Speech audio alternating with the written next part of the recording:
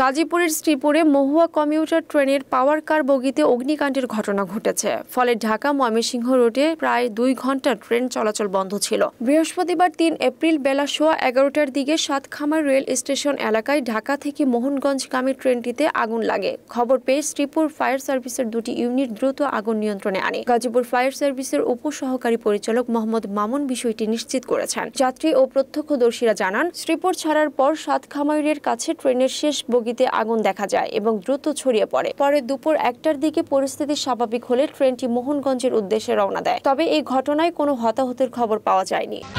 তালা লাগানো ছিল, তারপরে আমরা এক বগি থেকে আরেক বগিতে আইছি।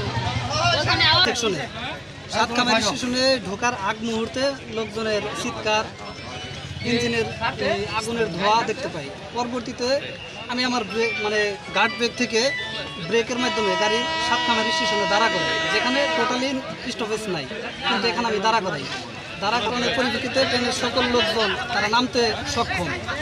এই জেনারেটর রুম থেকে অন্য বগিতে আগুন না ছড়ায় আলহামদুলিল্লাহ সাকসেসফুলি আমরা করতে পেরেছি।